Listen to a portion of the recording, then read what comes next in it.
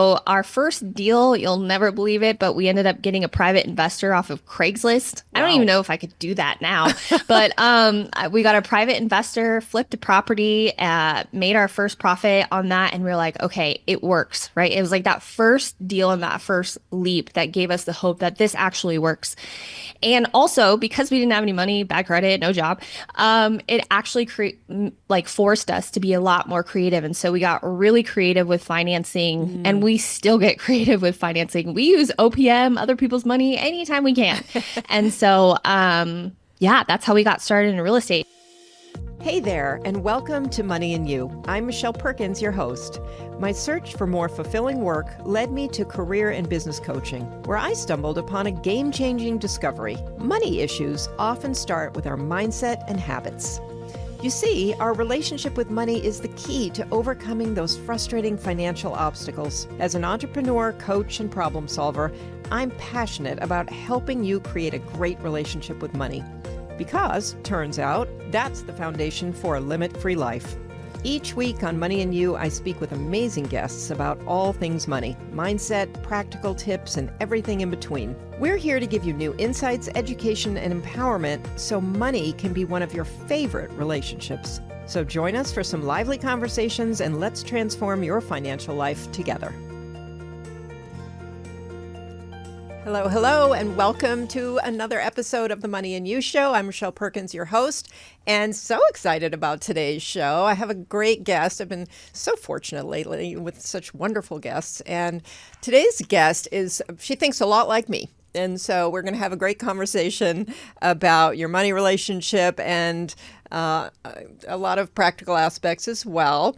I'm going to introduce you to Janine Mix. She is a Christian entrepreneur, author, speaker, and investor who turned her financial life around from being $120,000 in debt to becoming a multimillionaire.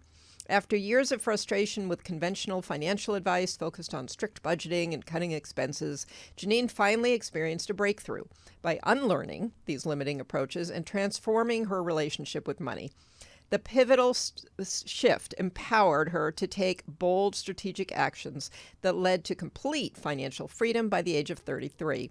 Janine believes the more wealth in the hands of women can change the world and is passionate about helping women get out of their own way and break financial barriers that build generational wealth. Janine hosts the Permission to Prosper podcast, where she shares insights on financial empowerment and wealth building strategies.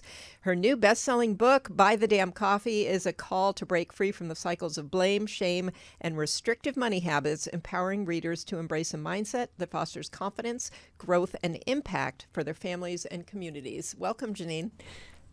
Thank you so much for having me. I'm so excited for our conversation I today. know. I am too. I'm so happy that we met. We had a great conversation before the show. And yeah, I love the way you think and the way you are helping people with these tools for empowerment. So why don't you give us a little background, on how you got to this place of being the expert that you are? Yeah.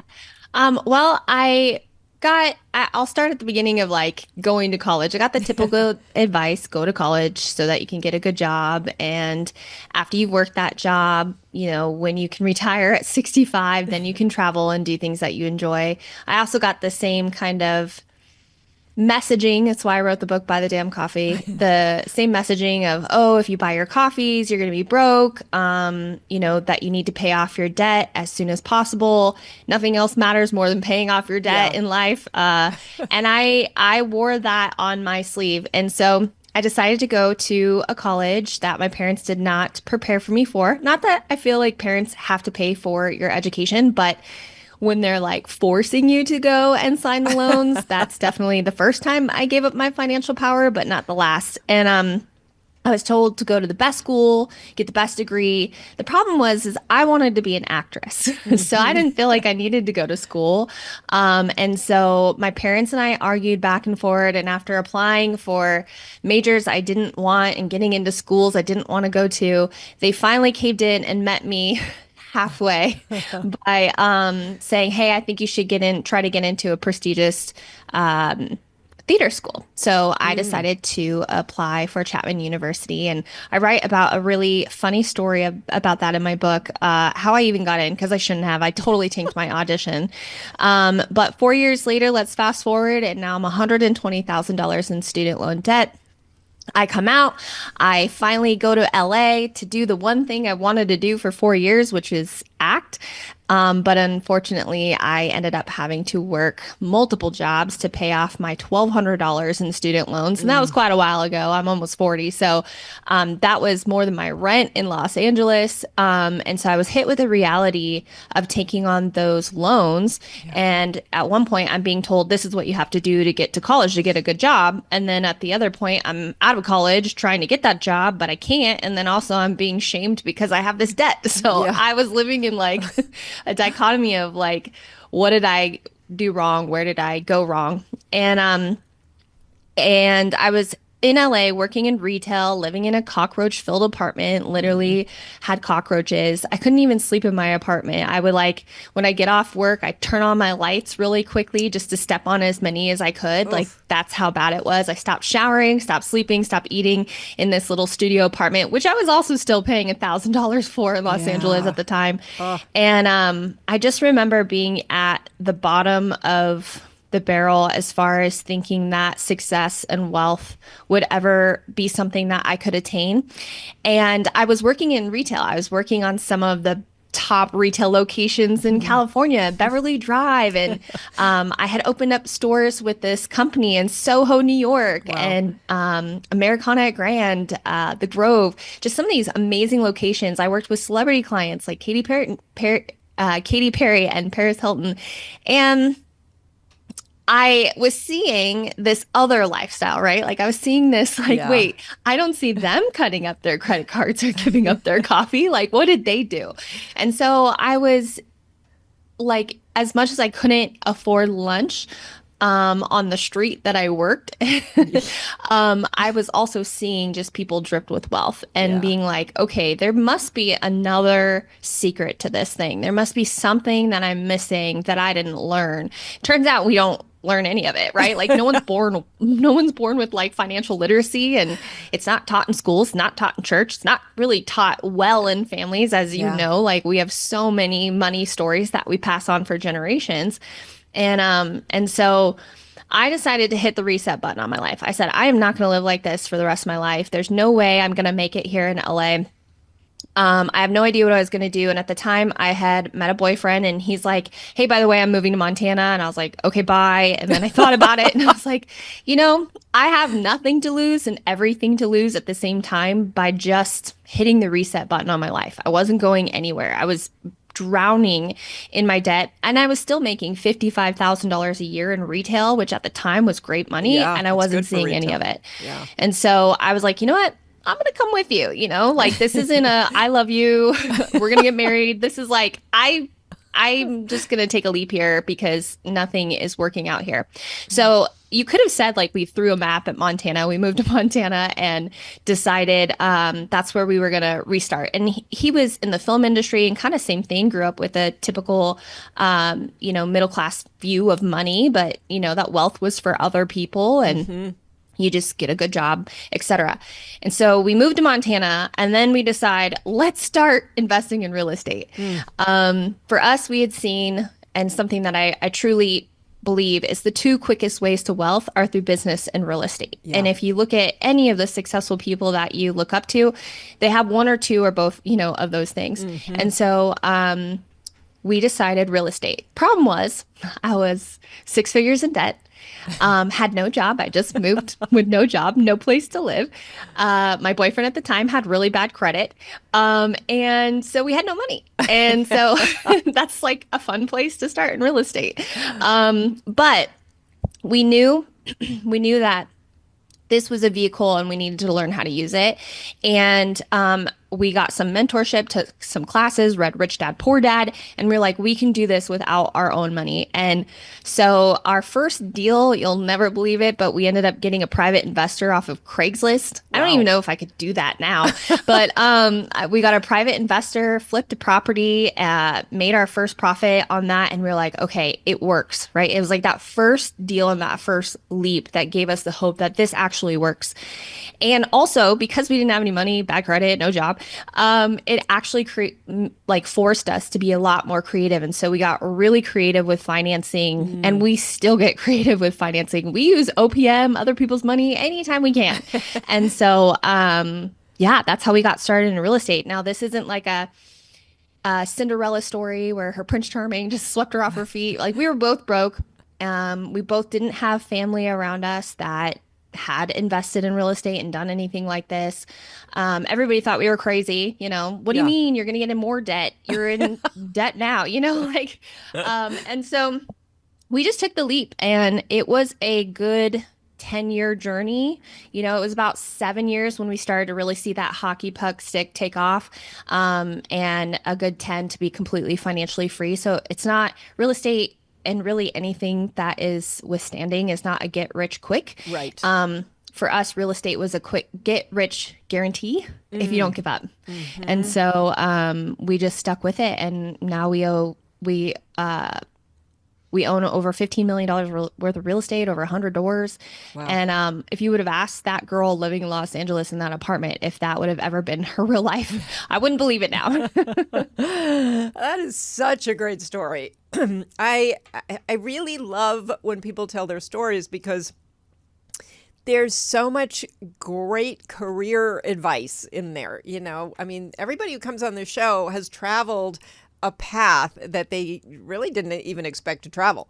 And I just love that because, it's also the career coach in me that wants people to see, like, there are so many ways to, get to some future you that is going to be amazing that you really can't know. Like when you were in the little cockroach apartment, I mean, you just would not have believed it if somebody told you this was going to be your life.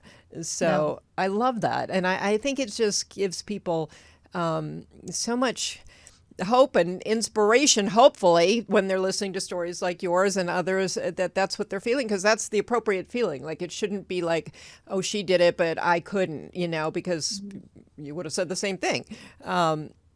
So I just love it. I think it's so inspiring for people to hear. And it's also so varied and creative, how people make their way, and I just love that. So, Yeah. There's so many ways to wealth, but picking one is important. Yeah. There's a lot of shiny objects, and Yeah. you want to jump from thing to thing to thing, but picking one, and ultimately I really truly believe if you hate where you are, like, listen, I hated where I was. Yeah. I could not cook in my apartment. I would open a drawer and cockroaches would come out. Like I'd have those sticky traps that you put in under your sink. Those would be full every single day, not just with like mother cockroaches, but like she'd lay her eggs on them. Oh. It was disgusting. I couldn't sleep. It was so stressful, and I hated my situation so much.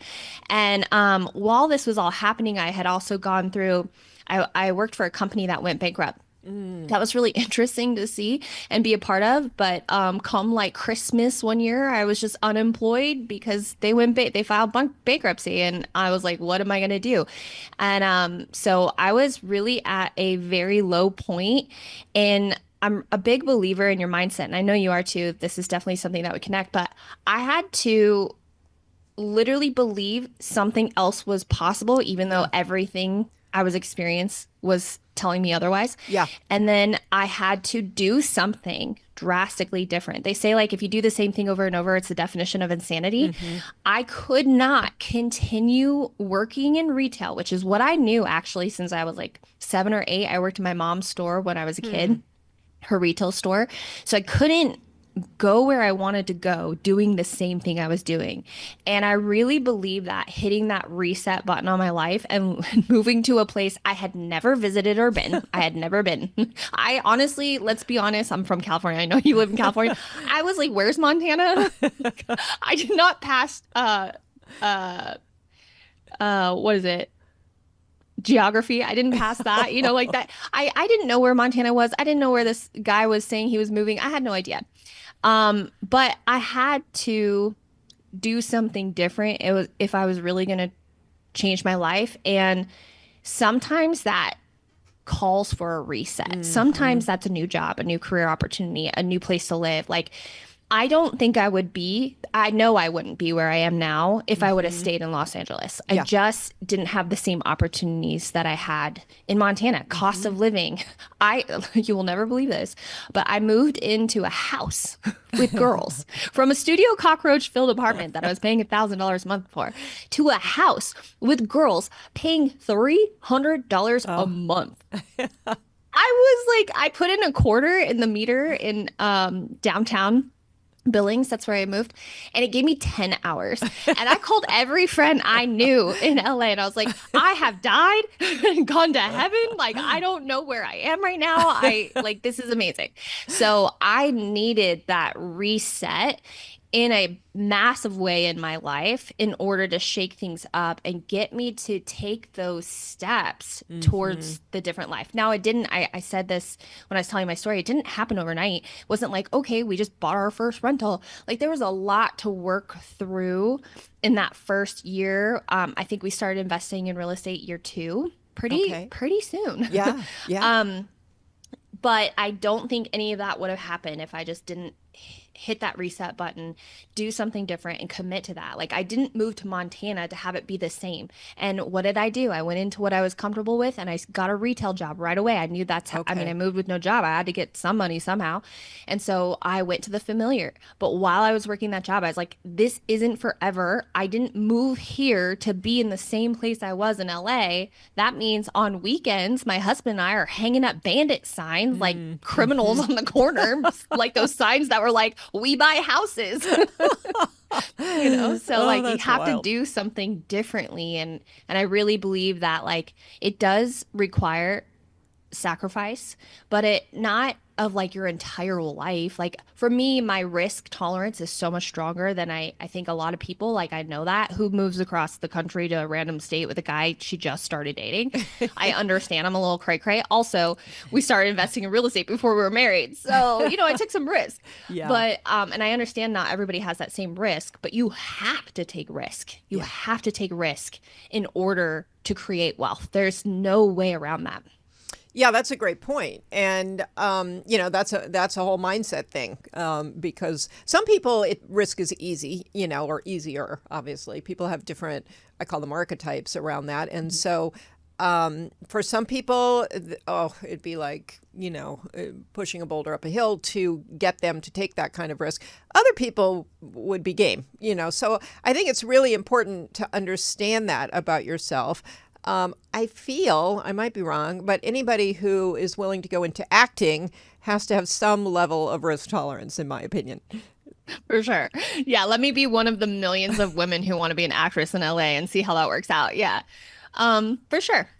Although, to your point, because a lot of this, I was just listening to Mel Robbins talk about something and her success, and she was saying, it's really just a matter of persistence and action and patience. It's like, keep doing it, whether you feel like it or not, be patient, but do the thing. Like, even when you feel like giving up or you feel like it's, no longer worth it, whatever.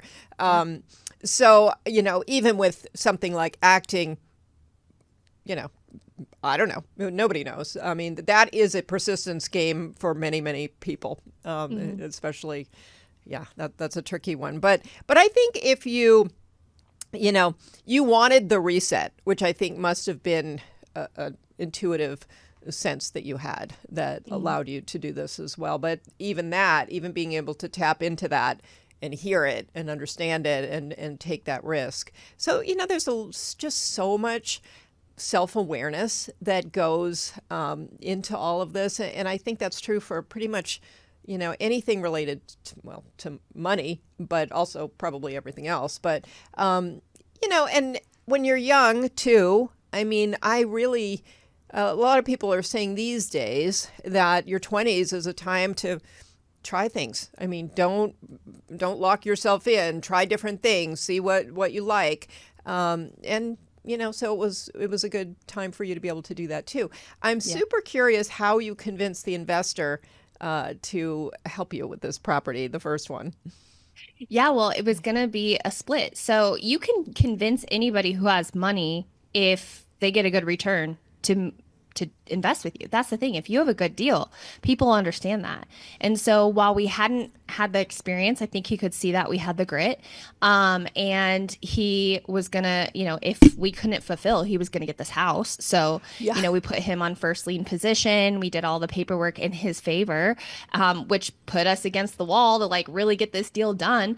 But people with money, with like cash like that hanging around, usually have made some pretty good decisions. And so we Yeah. gave him a good return on his money. But what was interesting is that deal did not go as planned at all.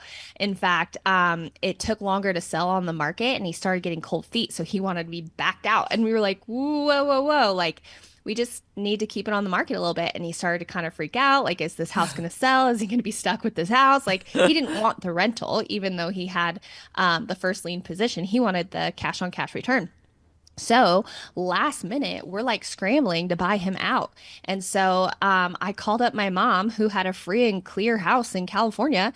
And I said, hey, if you get a line of credit on your house, I could give you a 12% return and I only need your money for a few months. So she was going to make several $1,000s in a few months. And she's like, okay. And I was like, okay. So we bought out the investor. And then again, it didn't go as planned. I ended up holding onto that rental for, I mean, I think we just sold it. So it ended up not selling. We held it as a rental, ended up doing Section 8 on it. It ended up being one of the best performing cash flow rentals we had in our Wow. portfolio. So while it didn't quite work out, we learned probably every aspect of real estate on that one deal. And then we started having multiple people invest with us. So my mom has been an investor with me for several years. Wow. My sister, we were able to get into real estate doing the same thing in Flagstaff, actually. She was able to get some rentals using a line of credit. And so, and even my husband's parents were like, hey, we've got some cash laying around. So once you start, you get these investors that start to see the deal. Yeah. And I mean, you do invest in people too, and we haven't lost anybody money. So, Wow. like you invest in the people too, but ultimately you're investing in the deal. If you have a good deal, it should be a no-brainer for an investor. Wow. Oh, that's such good information. I love that. So, okay. So you continued to do this and made a lot of money. Why did you reset again? Like, why stop? Yeah, well, I would say that we only just recently stopped. So I was going to say something too about the acting. So originally, the entire reason I wanted to be an actress wasn't to be famous, but it was to make an impact. I saw like famous people as wealthy, and I saw people like Angelina Jolie do things in Cambodia, and I just thought that was so cool. And so I was like, how can I, at the time, my limited thinking was like, the only way that I can make a difference is if I go into the movies. Interesting. And that's just not true. There's so many Yeah. ways to build wealth, but I didn't know that. And so that's originally why I went to school for acting. And then when we hit the reset button and moved to Montana, it was still always the goal for us to give back and to be able to fund impossible dreams. And I'll share an example with you when I'm in that apartment and I lost my job and my sister and her whole family decided to come to Christmas at this little studio apartment and I felt like a failure. So I went and bought a Wii and I bought them all the presents that they wanted. I got into like $5,000 worth of consumer debt and it was dumb. It was all because I felt bad about my life. And I remember them leaving and just bawling and being like, I'm so miserable and unhappy. Oh. And so I set, after they left, an impossible goal that would motivate me to really believe that it was possible for me to do something big financially. And that was to take every single one of my nephews and my niece on their first international trip, all expense paid. Wow. At the time, like I could not even afford my groceries. So to set a goal that high and that specific, it motivated me through every high and low and moment of suck Yeah. to like really envision what that would feel like. And when we got to take that first nephew to New Zealand, all expense Oh, paid, wow. 2 weeks, after he had just had a suicide attempt Oh, and really didn't have the will to live, to see him thrive and excited and see the world in a new way and get to experience that with him, I wow. set that goal thinking it would change their life and do something big for them, which I think it did. But even more so, it absolutely changed mine. It Wow. was the motivation I needed to keep going. And so my whole motivation is more money in the hands of women will change the world. I really believe that if we stop turning wealth away and saying, oh, it's not for me, it's greedy, I shouldn't want Hmm. money, like, no, instead of doing that, what if I'm the perfect steward? I mean, there's no perfect, but what if I'm Yeah. the steward that can make change in someone's life? What if I get to be a vehicle that money moves through to Hmm. make an impact? That is what I wanted so clearly. And so back to your question of why stop, we only actually just stopped. And we still have tons of rentals Yeah. and we're selling a few and some things have shifted for us. Like we're now in this place where our bills are taken care of and we're in the Maslow's hierarchy of needs, right? Where it's like Hmm. contribution. How can we give back now? And we're young and this is so cool. And so we actually in 1 week launch our YouTube channel, Adventures with Millionaires, where we Wow. interview millionaires while doing something epic, where I'm hoping it inspires more people to build wealth, right? And just like you're doing with your podcast here, you want to give all those little nuggets. And then we have another channel that's launching that's like epic generosity, really unique Ooh. ways that we get to give back. And the only way we can do that right now is because we've built up our real estate portfolio. Like we Yeah. have the money and the cash flow coming in order to like go use those funds. Like, yeah, we're living off of some of it, but I hope to like live off of 10% of what I make one day and give away the 90. Like I Wow. just think that that would be amazing. So, we're seeking other avenues, different business avenues where we can do that now. So it's not necessarily that we've like stopped. We stopped flipping houses, Right. but we still have our rentals. We have our furnished rentals. We still think real estate is a really great way to build wealth.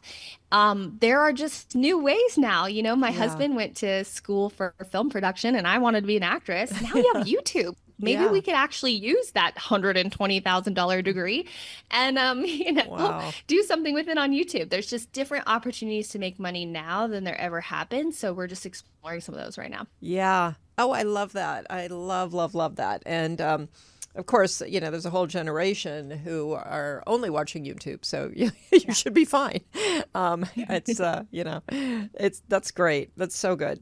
So let's talk about your book for a minute. So Yeah. what's the book about? What inspired the book? Yeah. So Buy the Damn Coffee is an anthem. It's an anthem for anybody who felt the guilt through the line at their favorite coffee shop. Like when I was living in LA and working my butt off, okay, working my butt off with nothing to show for it. And I'm standing in the line at Starbucks being like, do I need the coffee? Can I afford it? Should I just put that to debt?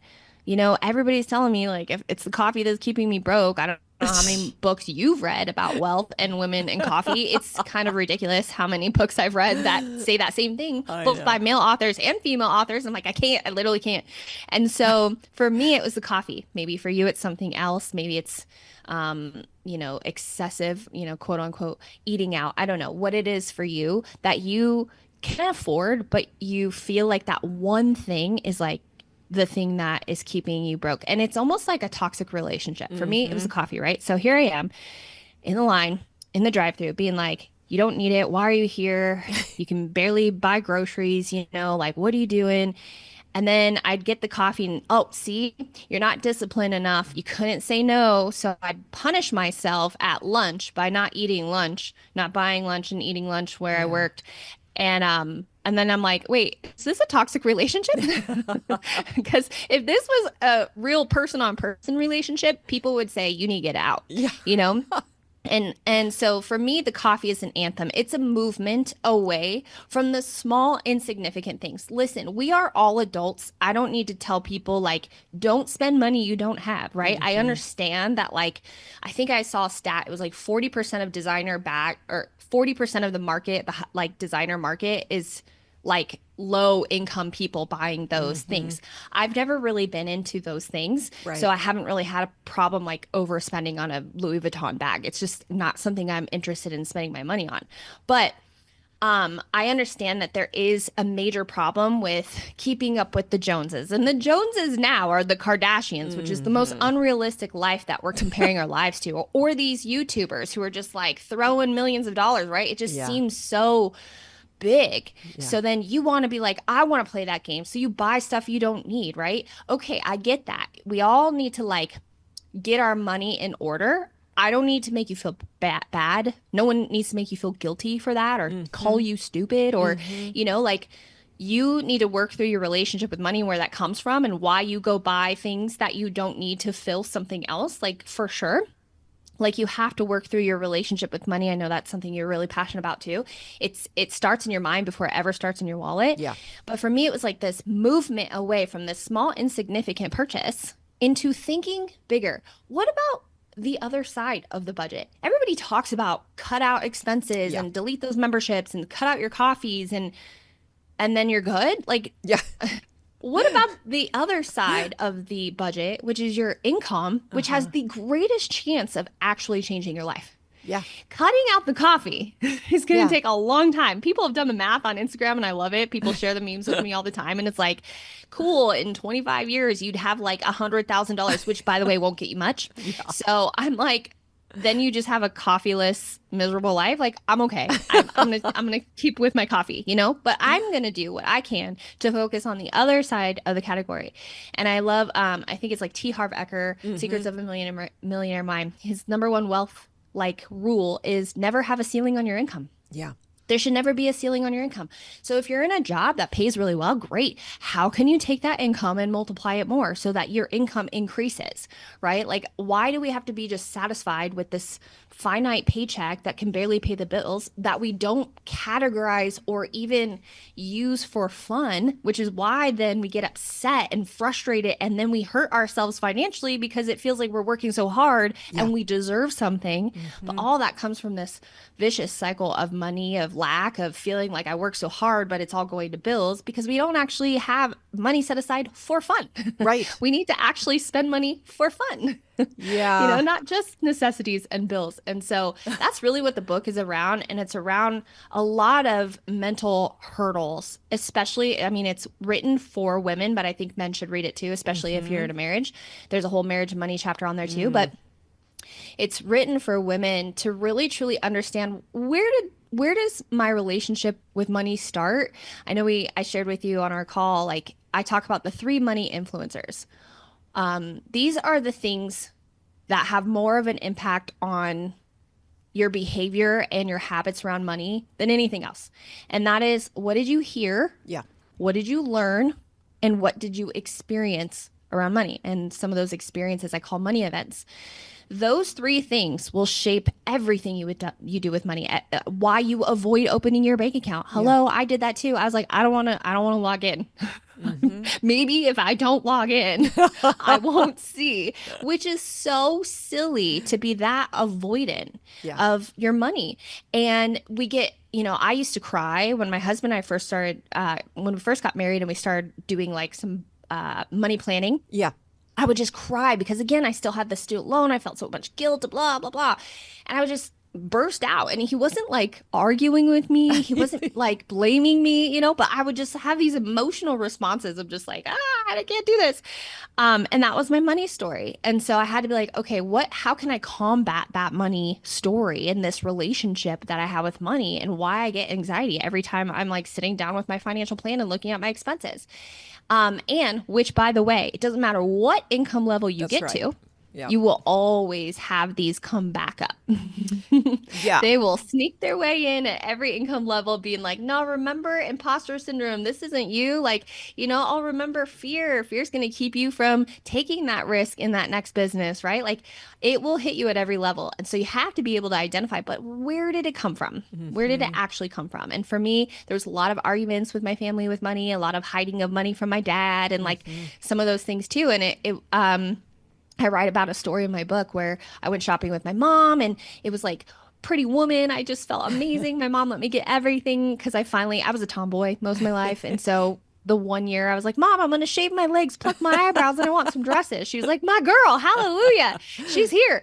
And so she took me shopping and I had such a great time with my mom. It was amazing. And then we pulled up to our house and she goes, I think your dad is sleeping. Make sure that you keep the clothes in the car and make sure he's sleeping before you bring him in.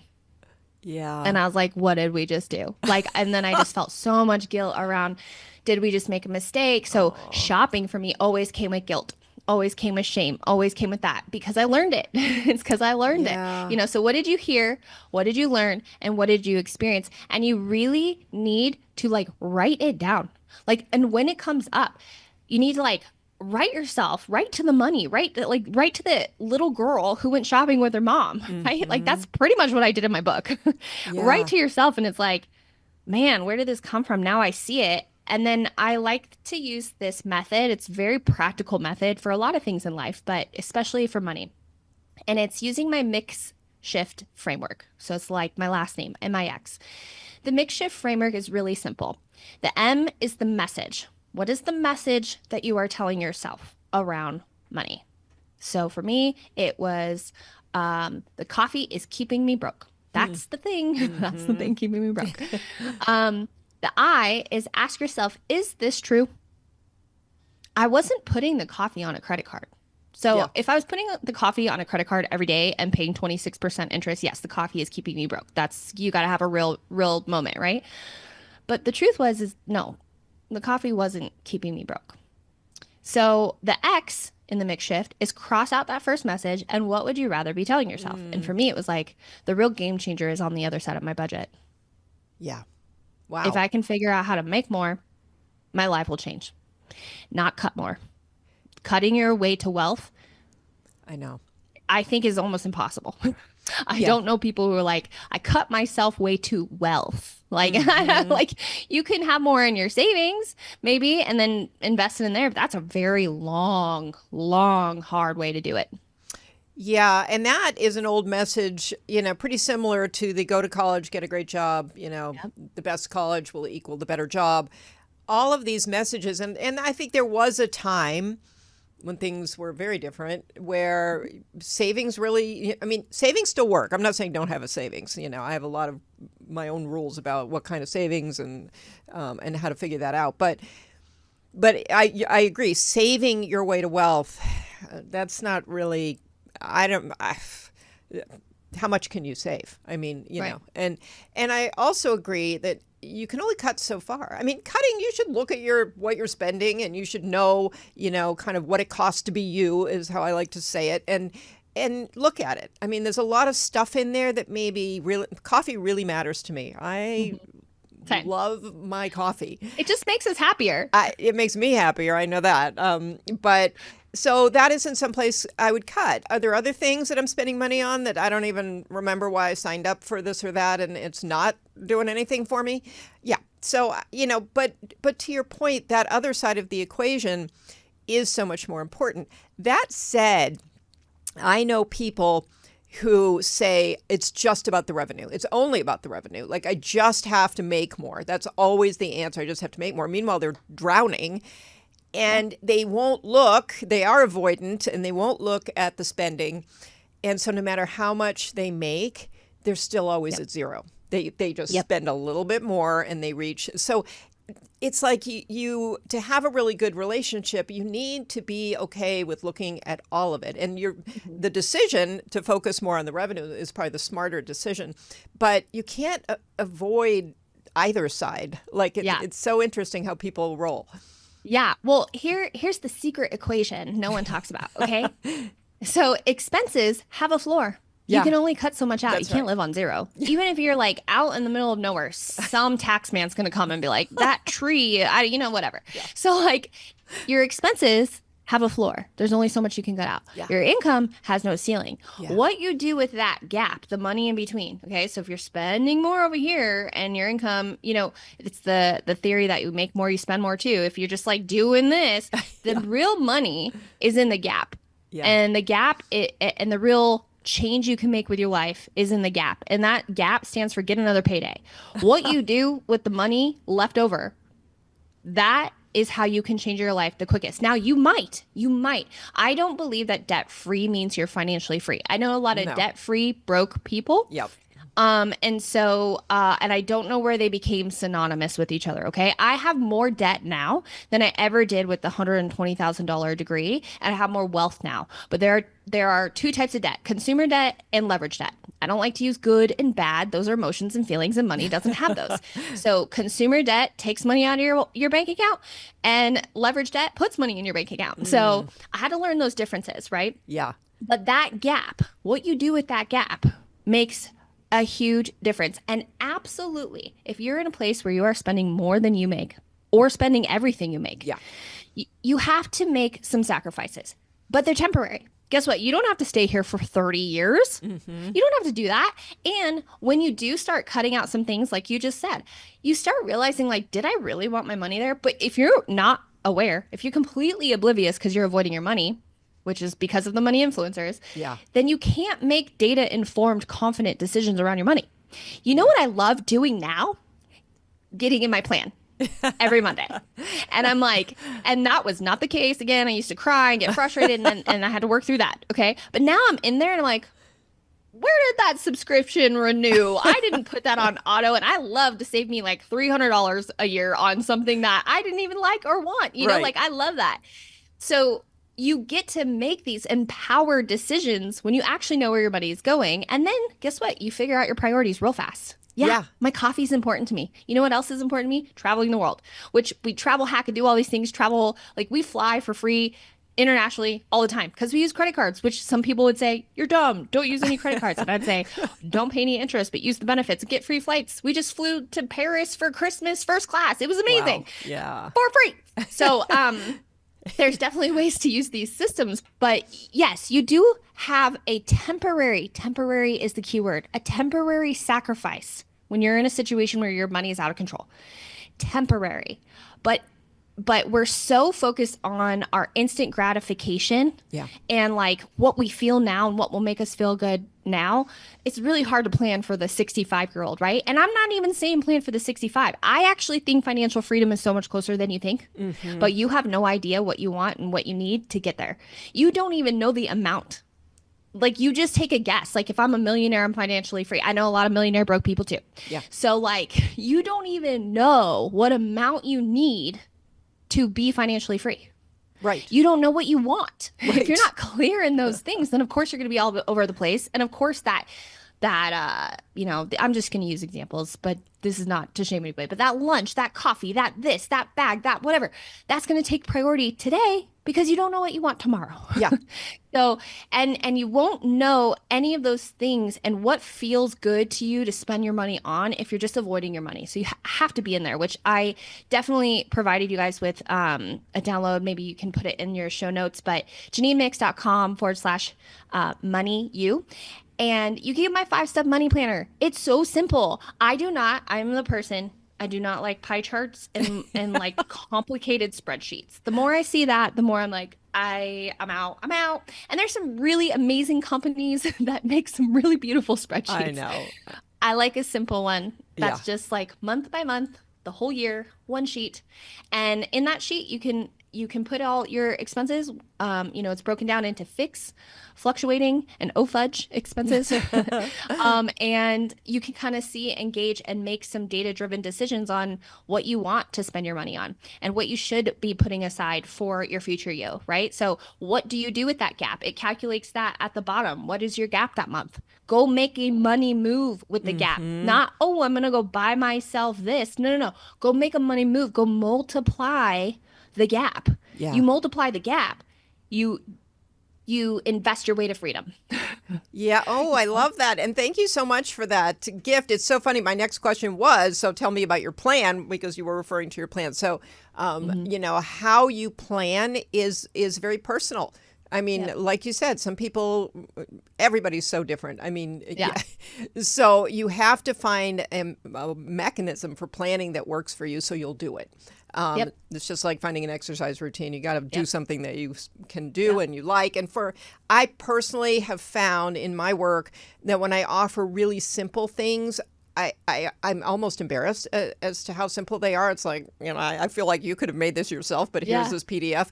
But those are the ones I get the feedback on. Like, oh, that was so great. And I'm like, seriously? Yeah. So the simplicity of it also, I think just psychologically, it helps you step into this idea that this doesn't have to be so hard and so technical. And I think that's a big issue, particularly for women, if they have sort of delayed understanding finance.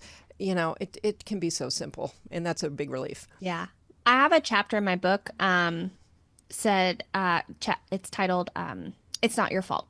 So there's a lot of things that we need to let go to, like, oh, I'm behind and da da da. Like, listen, we're the first generation of women that could get a credit card in a house without a man. Yeah. So we're just getting started. These financial institutions are changing. They're new. A lot of them, retirement, like a lot of stuff is super new, still like 50 years old new. Right. Okay. So like, it's okay that you don't know it, but it's not okay to just use that as an excuse year after year to avoid it. Yeah. And so in this 5-step money planner, the first like tab is management of your money, but the other tabs are just organizing, like, where are my accounts? Where's my 401k? Oh like, my God. Where's my husband's 401k? Like, how do I access this? It's not where you put your passwords. Okay. Let's not, get hacked, but this is where you put what bank does this account lie with, and, put in, copy and paste the URL. You don't have to put in the passwords, but have a plan for that. And then there's a plan for goals. There's a plan for your credits and your debts. There's a plan for organizing your credit cards, because I am a credit card hacker. I love it. I have so many. If you look at my wallet, my cards have little pieces of tape, and this one's like groceries. That's because it gives me 4 times the points on groceries. Another card will be like gas. That's because and I'm hacking that. And it takes me 2 seconds to like, which card is it? Oh, it's this one, and like make sure I'm getting free money to travel.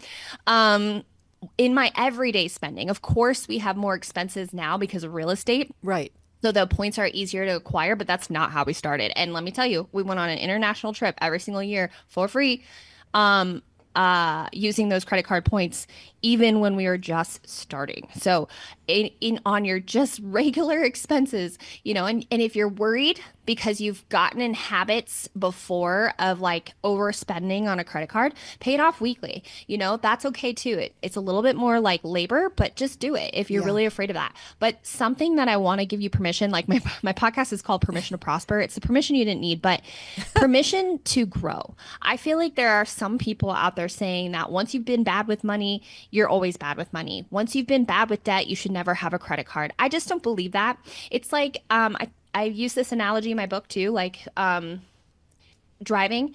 If you're a bad driver, say your best friend's a bad driver. Do you tell your best friend you are a horrible driver and you should never drive again? Mm-hmm.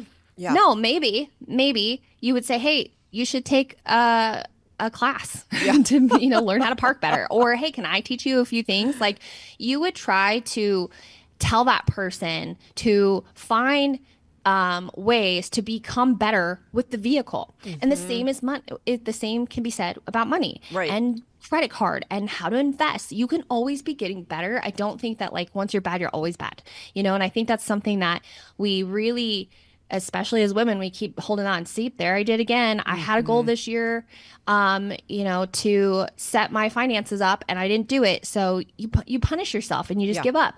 There's several reasons that you might avoid. I know for me, if I missed one receipt and I didn't track it, I'd feel like, oh, my whole budget's messed up. I was a perfectionist, and I let that perfectionist make me restart every several months instead of just pick it right back up. We're fine. I know. It's okay. And then, or there's the imposter syndrome where you just don't believe that wealth and money and investing is for you. And that's a lie. That's a lie of the world and lie of the enemy. And I just do not believe it. I'm like, I'm sorry. Like, no, wealth is available to anybody who applies themselves. I really believe that. We live in an abundant world, and I don't believe that we live in a glass half empty. The other thing is you're probably afraid of failure. What if I make a mistake? What if I invest in this thing and I lose all this money? You know what? You lose some money, but you learn. Mm-hmm. The best lessons learned are when I lost money. I had a near near bankruptcy. It made me a better business owner. You betcha. So 100%. like Yeah. fear is necessary. I actually was thinking about this the other day and I was like, you can't live a fearless life. It's impossible, but you can fear less. Oh, You that's so can good. fear less. Fear is absolutely necessary to keep us alive. Yeah. It keeps us from getting hit by a car and, like burning ourselves. Like it's there. You can't have a fearless life. You just have to use that fear as fuel. You have to learn to use it as a compass to help dictate where you should go or not. Don't let fear be in the driver's seat. Let it be in the passenger seat. Name it like, hi, Karen, I hear you right now, but I got this. I think I'm making a wise decision. And when Karen's like, but what if you lose all your money? Then you could be like, you know, it's a risk I'm willing to take to learn, but I think I'm actually going to make the money. There's Yeah. been more deals that have gone right for me than deals that have gone wrong for me in real estate and investing, for sure. The worst thing I could have done was never take the leap and just Yeah. stay at my job Yeah. forever and be miserable and broke. Yeah. And then the other thing is setting unrealistic expectations. You cannot be like, I'm going to pay off all my debt this year, save up 6 months of expenses, and go on an international trip. It's too much. It's too much. Don't set yourself up for failure like that. Set mini goals. And the best thing you can do to gain this confidence, get this clarity around your money is a thing I like to call Money Moves Monday. Every Monday, Yeah. I have a date with my plan. Yeah. Every Monday, I spend 2 hours because now I just really like it. Again, ask the girl living in LA if she would spend 2 hours with her money. Heck no. Started with 15 minutes and still a lot of tears. But take that, put it in your calendar. This is my 15 minutes, 20 minutes. We all have it. Don't lie. Don't let time and money are super intertwined, but don't let the excuse of time prevent you from multiplying your money. So put it in your Google Calendar or your Apple Calendar. And I put links in there to different articles, different YouTube channels, different courses that I bought. And that's what I go and I do. I go and I increase my financial IQ. And then, of course, I'm in my budget too. But those are the things that I want to do. If I want to get more confident around investing, I just need to read an article. I need to associate myself, again, that kind of imposter syndrome too, associate myself as someone who is knowledgeable because that Right. knowledge is learned. You're not born with wealth skills. Right. Okay. So like you have to learn them and take a little bit of time. I used to go into the bank when we first started in real estate and I would just be quiet. I was so embarrassed. I didn't want to ask something that they just thought I was stupid. And so I would just not. And now I have the confidence that bankers ask me questions like, where do you think this is going? And I'm like, this is so cool that I can answer this and I have familiarity. But that familiarity only happened because I got myself familiar every Monday, started with an article, started with reading Rich Dad, Poor Dad, spend a whole year reading one book every month that will increase your financial IQ and confidence. Yeah. Just spend that 1 year and you will transform. I don't even think you need a year, but like you will transform what you believed about yourself and you will reprogram your mind because you're priming it with Yes. information Yeah. and it will be a game changer for you. Oh my gosh. Thank you. I'm clapping here. This is so good. I hate that we're out of I time, know. but you just delivered so many gems and I could go back and have a cold conversation about 20 things I just heard. The one thing I'm going to just say is you have exemplified how to have fun with your money. The fact that you went from 15 minutes to 2 hours and just the way you're talking about it, the credit cards and the different ones for the different, you're having fun with money, which is, that's when your relationship has been developed to a really great point. And that's what I always want for people. Instead of it being like this horrible, thing they have to do, like cleaning the toilet. Yeah. It can be fun, but it's fun not because you have so much money, not that hurts anything, but because you have a great relationship with money. So, there's a difference there. And I think it's really important for people to understand that. So even if you haven't reached all your goals, even if you haven't been able to retire at 33, you still can have fun with your money once you get to know it well enough and you have this plan and you're working the plan and you're seeing things happen. So thank you so much for being here. You have been such an entertaining guest for one thing. I just love this. Your YouTube show is going to be a huge hit. And I want you to tell people how to find you, and just, maybe repeat what we've talked about with all the things that you have going on, your podcast, your book, etc. Well, thank you so much. Even you just pointing that out is like it was a realization actually for one of the first times of like, yeah, I am happy about money, which is crazy because I just told you guys the story that I would cry every time.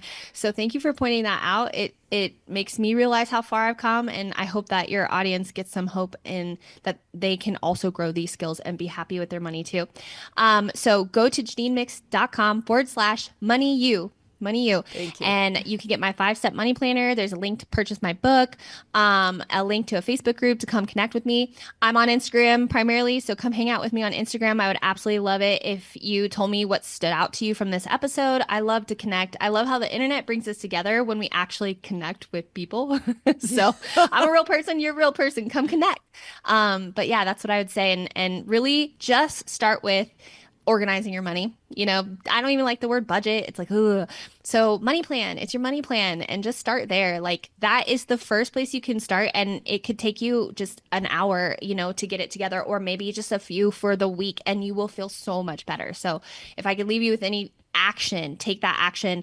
Also, continue to listen to podcasts like this. This is going to be the thing. This could be on your Money Moves Monday, on your commute to work, that you listen to this podcast, so that you're increasing your financial IQ and you're learning from the experts that Michelle is so graciously bringing onto this show for you. So that's what I would say too, is just make things like this. Information received is really important, and take one step from each episode, and you will see that change your life.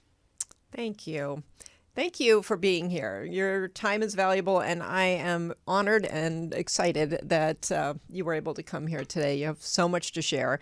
And I'm just really, you have a very elevated energy too that I just love. And I love your story, and I hope people will take heart that I loved what you said about it's never too late. If it hasn't worked for you in the past, that doesn't mean it's not going to work for you in the future. We have to drop all that and just move forward. And so thank you again. And I look forward to connecting with you in various forms in the future. So I think we're going to to be besties. Yeah, Thanks you so much for having me on here. It's been a pleasure. Yeah, I'll think of you when I have my coffee tomorrow morning too.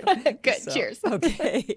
All right. Thank you, Janine. And thank you, audience, for being here. Love it when you listen to the Money and You show. This was a great show. I know you enjoyed it, and I hope you will share it with your friends and let other people know, because this one was chock full of amazing information that very usable, actionable information. So please use it yourself and share it with your friends. And if you liked the show, please rate and review the show. We would love that. It helps me to bring guests like Janine on the show. And so this was a great one. If you want to reach out to me, you can do so at Michelle, 2 L's, or team at limitfreelife.com, and let us know how you felt, what you'd like to see on the show. We always like to get feedback. So thank you so much for that. And we'll see you next week.